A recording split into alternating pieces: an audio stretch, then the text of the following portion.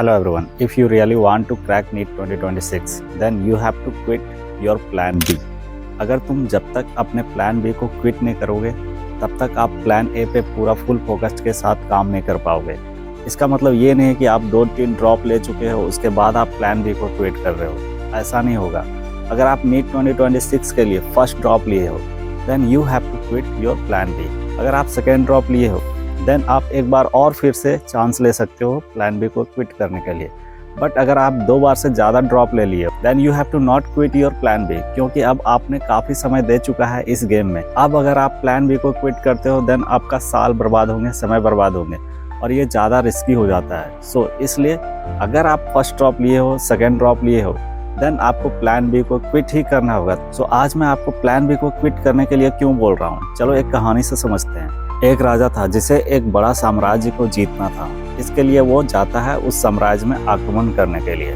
But वहाँ जाने के बाद पता चलता है कि उसके सिपाही जो हैं वो मात्र 1000 है। बट अपोजिट वाले राजा जिनका साम्राज्य पे आक्रमण करने गए थे उनका सैनिक थे 10,000। अब जो राजा आक्रमण करने गया था वो तो भौचक्का हो गया। उसको समझ में नहीं आ रही थी कि अब मैं कैसे अपने सैनिक को मोटिवेट करूं जीतने के लिए। तो जो आक्रमण करने वाला राजा था वो था थोड़ा सनकी टाइप का, उसे बस जीतना पसंद था। उसे किसी भी हालत में वो साम्राज्य को चाहिए था।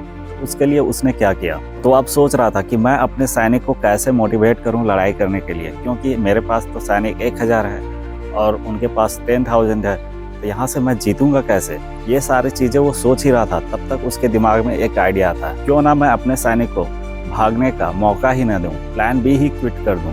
मैं उन्हें यह सोचने पे मजबूर कर दूं कि अगर तुम्हें जिंदा रहना है देन तुम्हें लड़ाई करनी होगी, और सिर्फ लड़ाई नहीं करनी होगी, उस लड़ाई को जीतनी होगी। सो उस राजा ने डिसाइड करता है, बहुत ही बड़ा डिसीजन लेता है कि जितना भी शिप से मैं आया हूँ समुद्र को पार करके, नदी को पार करके, मैं उसे जला दूंगा और मैं प्लान बी का ऑप्शन ही नहीं दूंगा अपने सैनिकों को कि वो इस लड़ाई को छोड़ के भाग सके।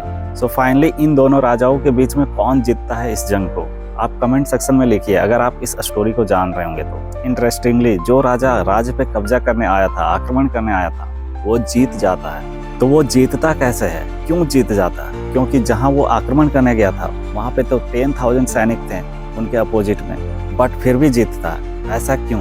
क्योंकि वो प्लान बी को क्विट कर देता है। उनके पास ऑप्शंस नहीं होते हैं भागने का। तो वैसा ही नीट का एग्जाम है, ये एक बहुत बड़ा युद्ध है। अगर आप इस युद्ध में जीतना चाहते हो देन आपको प्लान बी को क्विट करना ही होगा, तभी आप मैक्सिमम एफर्ट लगाओगे, अपनी 100% पोटेंशियल दोगे इस गेम में।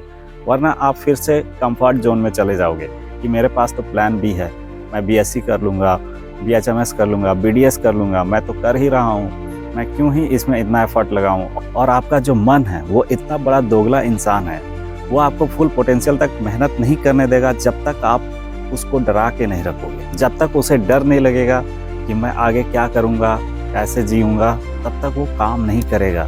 वो कंफर्ट में ही जीना चाहेगा, क्योंकि ये एक बेसिक ह्यूमन मेंटेलिटी है।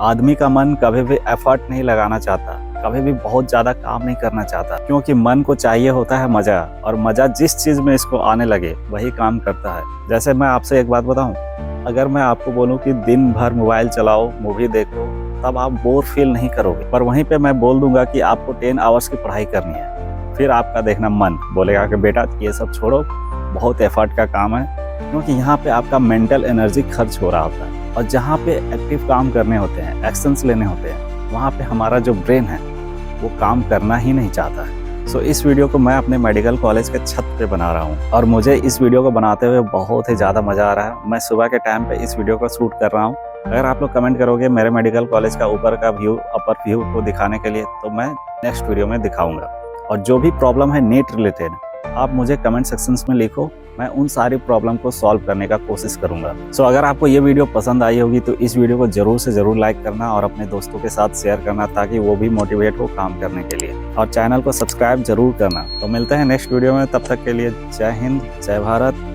Okay bye.